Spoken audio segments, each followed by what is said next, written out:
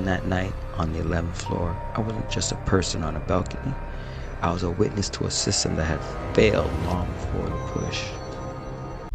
They say your life flashes before your eyes, but for me, in the moment, it was just pure terror mixed with rage.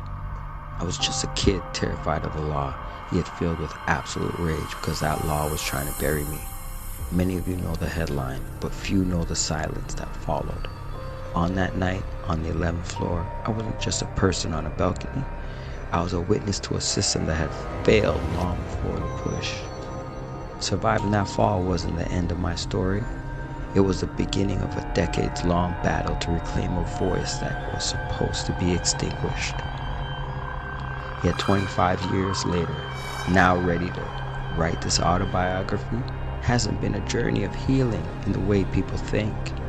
It's been a controlled rebreaking of bones to ensure they finally set straight what the system meant to keep broken. Knowing the truth and caught by an angel, the miracle of the 11th floor, how I survived 11 stories, is the story they didn't want you to hear. People ask me, why am I writing this now? The truth is, even though my story always remained the same, I tried to run from it. I just tried to build a life where I wasn't the kid from the 11th floor. But every time I turned around, there would be another victim, a person, another kid, killed on the news. And no more than a few short weeks later, the same story. The police are cleared, exonerated, and found not responsible. When you look at the numbers, it's alarming how often this happens in the city.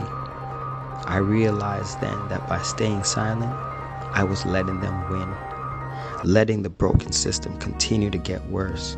Without no consequence or accountability, more lives get taken and more families suffer. Revisiting the trauma of that balcony though, the physical sensation of the air, the betrayal of those meant to protect me, the grueling years of recovery, it's been the hardest thing I've ever done. There were days I couldn't type because the memory would trigger trauma in me, my head would hurt. But then I remembered the currency of this story in my book. I talked about a world where memories are currencies because it's not always who you know, it's what you know. And what you know may be too much to some who know you. They might want to silence you or bury you. So in reality, our stories are our real power. And if I don't tell mine, who will?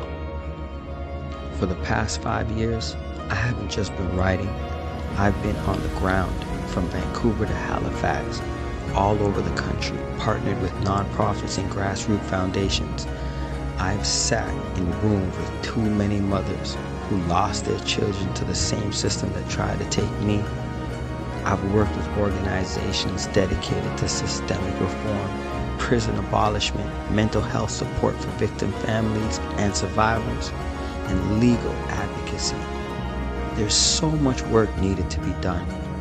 So many need to be aware of these deadly systemic issues that have been failing communities and essentially our whole country for decades.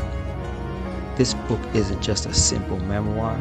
It's an eye-opening, life-changing tool for the world to wake up, be aware, come together in a movement so large change won't be asked, it will be demanded and done.